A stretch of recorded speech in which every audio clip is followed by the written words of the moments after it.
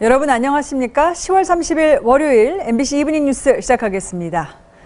자유한국당이 국정감사 보이콧을 철회하고 오늘부터 국회 일정에 복귀했습니다. 네이버의 뉴스 부당 편집 문제와 실시간 검색어 조작 의혹 등과 관련해서는 이혜진 전 네이버 이사회 의장을 상대로 국회의원들의 질타가 쏟아졌습니다. 첫 소식 현재근 기자가 전해드립니다. 자유한국당은 의원총회를 열고 오늘부터 조건 없이 국감에 복귀하기로 결정했습니다.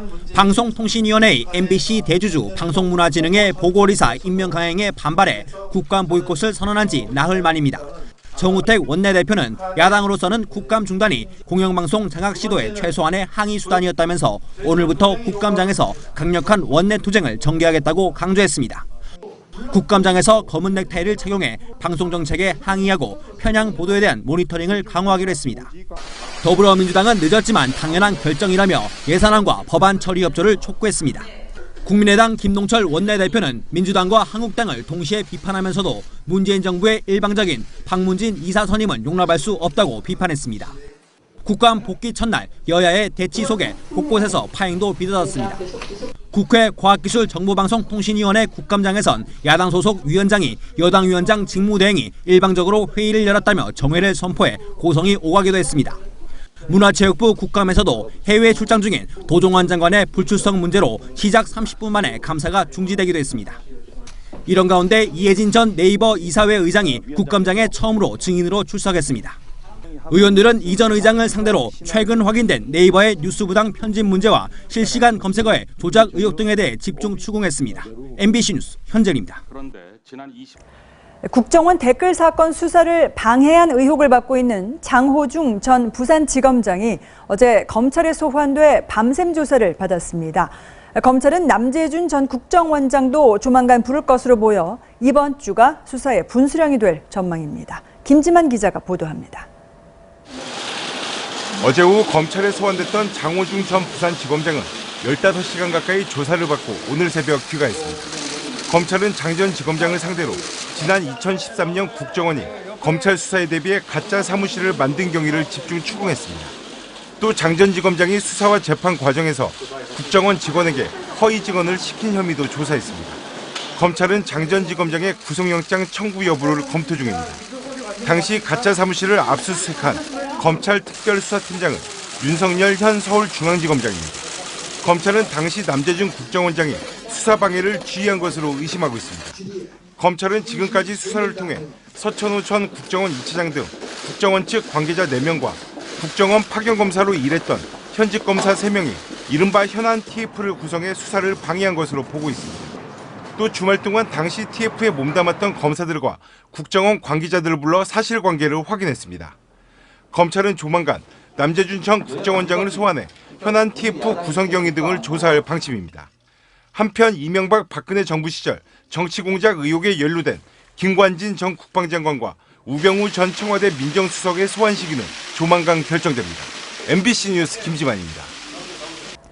자동차를 운반하는 탁송 차량, 이른바 카캐리어를 불법 개조한 업자와 차주들이 무더기로 적발됐습니다.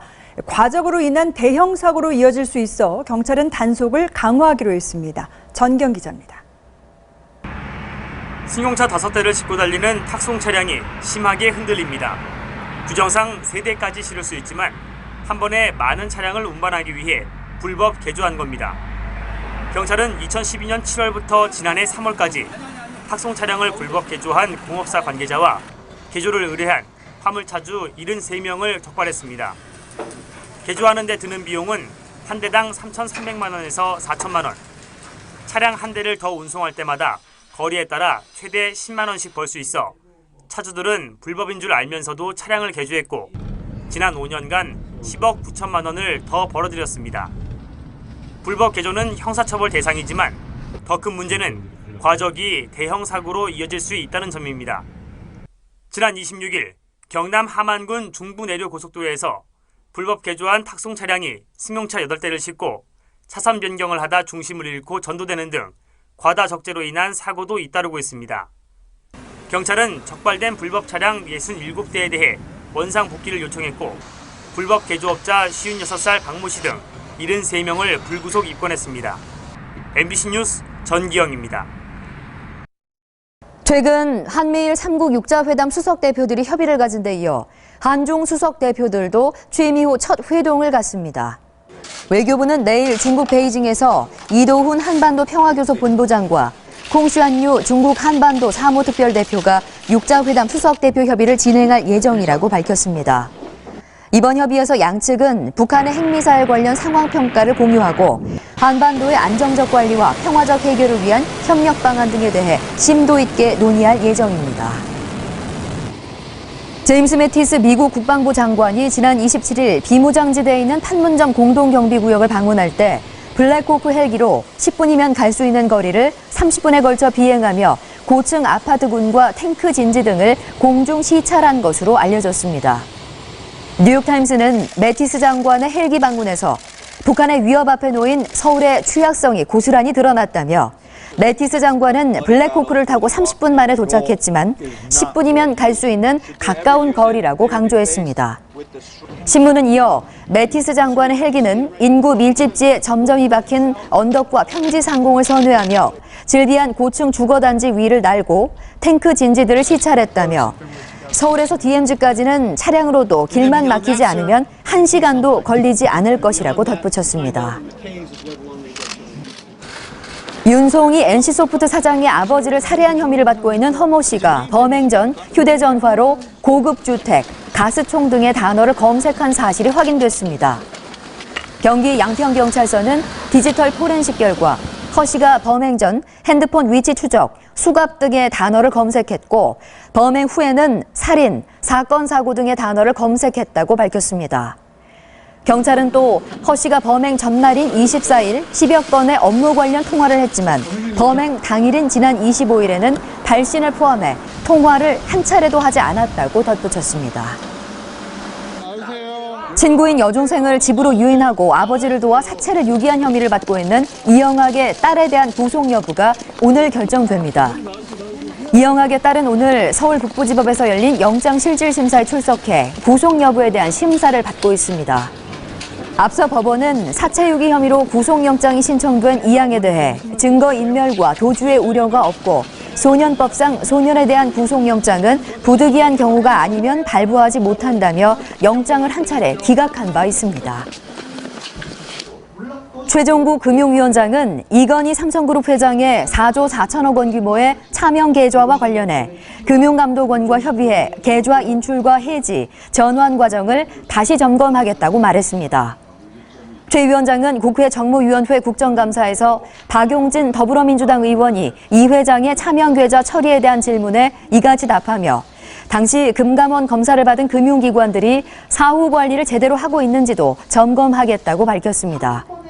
또 검찰 수사나 금감원 검사 과정, 국세청 세무조사 결과 차명 계좌로 확인된 경우 원천 징수세율을 90%로 하는데 동의하느냐는 박 의원의 질문에 동의한다고 답해 이 회장 차명 계좌의 이자와 배당 소득에 대해 고율의 과세가 가능함을 시사했습니다. 평창 동계올림픽을 100여일 앞두고 있는 우리나라처럼 일본도 2020년 하계올림픽을 준비하고 있는데요.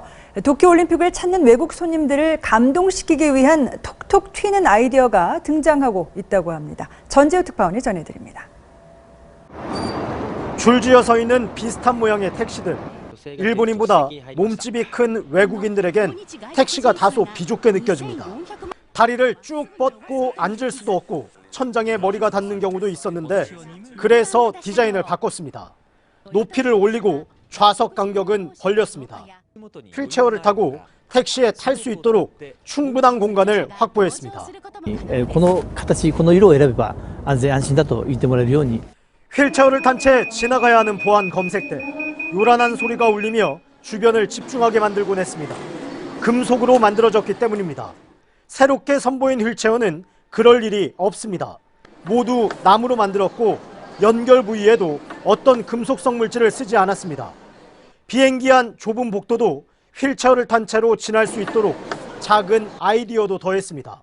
飛行機の中の座席のところまで座っていただいたまま 외국인들의 막힘없는 의사소통을 위해 자동 번역기 개발에도 힘을 쏟고 있습니다.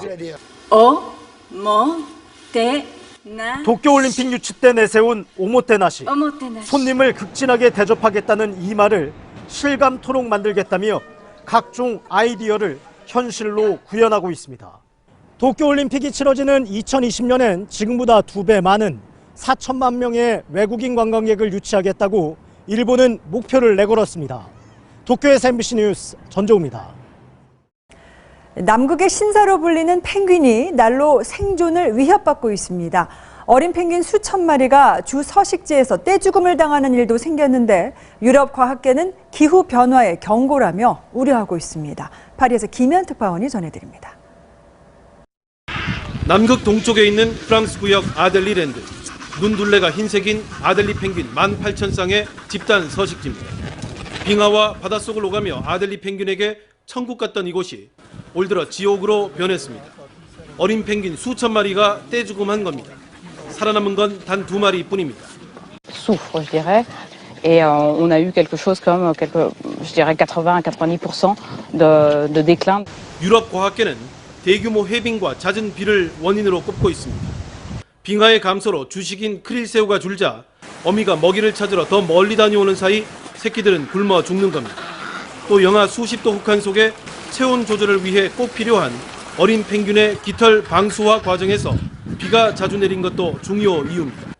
남극에서는 지난 1995년 라센A 빙붕 붕괴 이후 윌킨스와 라센C 등 거대 빙붕이 잇따라 녹아 무너지면서 머지나 빙하 없는 땅이 늘 것이라는 연구 보고도 이어지고 있습니다. Les plateformes qui se détachent, on a eu la plateforme qui s'est détachée très importante, pratiquement 2 départements français. EU와 호주 등은 남극 바다 보호를 위해 이르면 이달 안에 한반도 면적의 약 5배인 100만 제곱킬로미터 넓이를 해양공원으로 지정할 예정입니다. 지구의 건강지표 남극의 붕괴를 막자는 국제사회 대응이 본격화하고 있습니다. 파리에서 MBC 뉴스 김현입니다.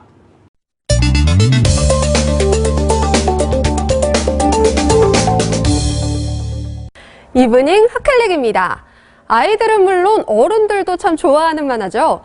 곰돌이푸의 호랑이 친구 티거가 현실에 등장했는데 많은 사람들이 감동했다고 합니다. 무슨 사연일까요? 펄쩍펄쩍! 와, 참 잘도 뛰네요. 꼬리를 이용해 용수철처럼 튀어오르는 모습이 만화의 한 장면을 고스란히 옮겨온 듯합니다. 미국인 남자가 헬로윈데이를 맞이해 변장한 모습인데요. 사실 이 남자는 다리가 하나밖에 없습니다. 어릴 적 암을 선고받고 안타깝게 투병 생활 중에 왼쪽 다리를 잃고 말았다고 하네요. 하지만 특유의 긍정적인 성격은 계속 지켜왔는데요. 미국을 대표하는 스키 선수로서 패럴림픽에 참가하기도 하고요. 요즘은 인터넷에 다른 사람들은 따라하기 힘든 자신만의 맞춤형 헬로윈 복장을 공개하며 주목을 받고 있습니다. 비장애인과 다름없이 유쾌하게 사는 자신의 모습을 통해 용기와 웃음을 얻는 사람들이 많아졌으면 하는 바람을 갖고 있다고 하네요. 이번엔 일본 도쿄로 가보시죠. 도심에 웬 비닐하우스인가 싶죠? 그런데 안에 그냥 채소만 심어져 있는 게 아닙니다.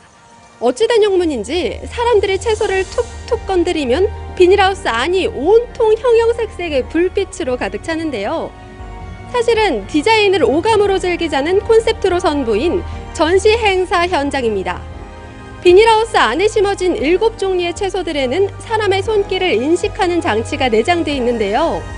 사람이 채소의 잎이나 줄기를 만지면 비닐하우스 내부에 설치된 LED 조명 제어 시스템으로 신호를 보내 동작은 물론 다양한 이미지를 쏟아내게끔 만드는 원리라고 하네요. 올해 9번째로 열린 행사인데 늘 이렇게 독특한 전시물들이 등장해 많은 사람들의 발걸음을 끌어모은다고 합니다. 바쁜 일과 중 즐기는 커피 한 잔의 여유, 힘든 직장 생활 속의 작은 행복이 아닐까 싶습니다. 하지만 이런 모습이라면 얘기가 좀 다를 것 같은데요. 당초에 커피를 마시러 온 건지 일을 하러 온 건지 모르겠습니다. 바로 확인해 보시죠.